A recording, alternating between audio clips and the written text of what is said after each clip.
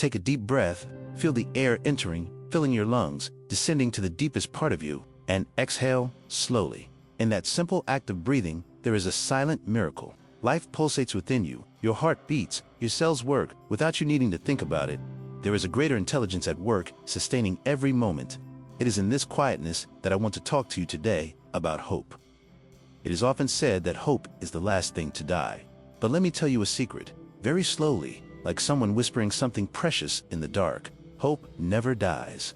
She cannot die because hope is immortal.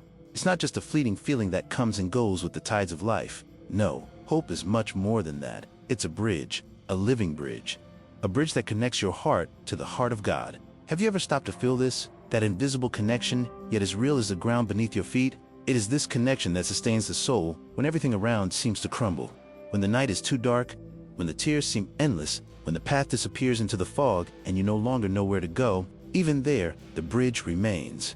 What truly weakens our lives, what leads us to choices that hurt, to decisions we later regret, two paths that take us away from peace, is not the pain itself. Pain is a part of life. It always has been. It always will be. What weakens us is the weakening of this bridge. But understand this well. The bridge between you and God never breaks. Never. It's there, intact, even when you can't see it, even when you doubt, even when you cry out against heaven. What happens is that, sometimes, we ourselves damage our perception of this connection.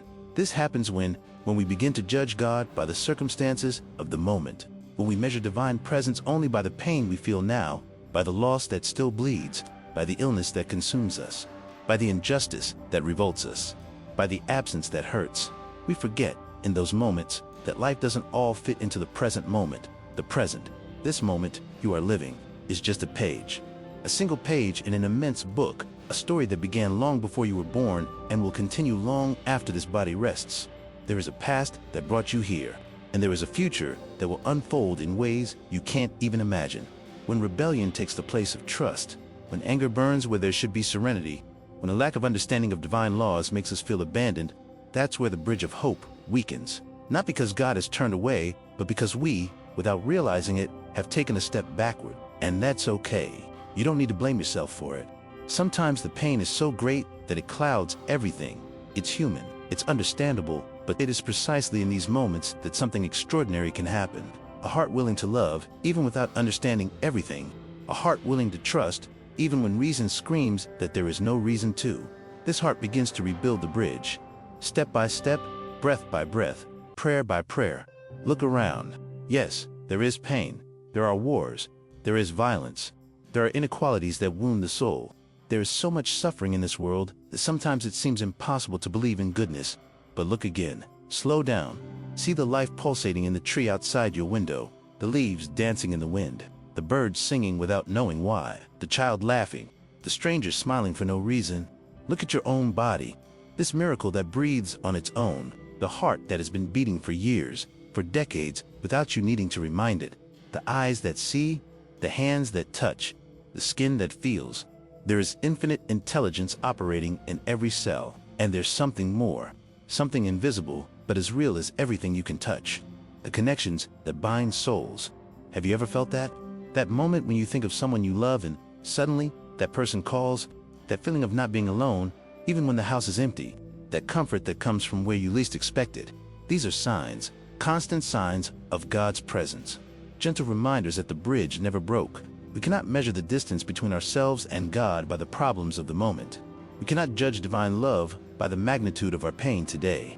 It would be like looking at the sky on a cloudy night and saying that the stars have ceased to exist. They are still there.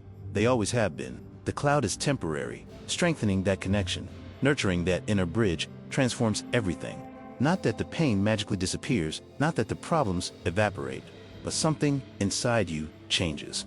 A sense of relief comes over me that cannot be explained in words, a strength you didn't know you had, wisdom to make better choices even when the path is still unclear, a lightness to walk with even with weight on your shoulders, and a courage. A courage to keep loving even when loving hurts.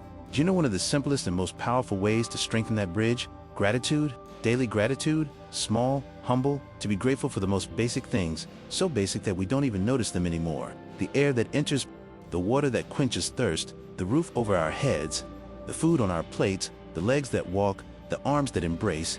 Be grateful even for the pain, because it kept you alive, because it taught you something, because it transformed you into who you are today. When you begin to cultivate gratitude, something miraculous happens. Gradually, day after day, you begin to realize that you were never alone. May hope always be alive within you. The bridge has always been there, firm, waiting for you to walk across it again. Life brings difficulties. That's inevitable. You will lose people you love. You will face illnesses. You will experience injustices. You will cry. You will feel fear. You will wonder why. But in the midst of all this, in the midst of the storm, there is an anchor. And that anchor is your connection to God. Strengthening this connection is what can profoundly transform your experience of living. Not to avoid the pain, but to go through it with dignity. Not to run away from challenges, but to face them with courage.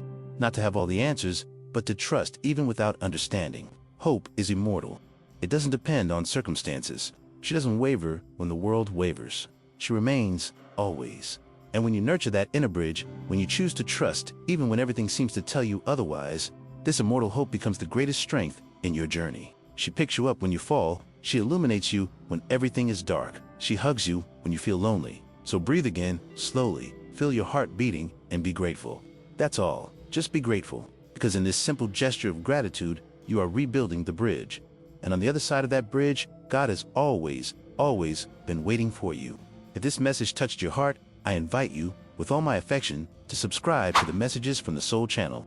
Share this message with someone you need to hear. And join us in this chain of 1,000 hearts that choose hope, that choose faith, that choose love. We are not alone on this journey. We never have been. Wherever you are, may the peace of God be with you.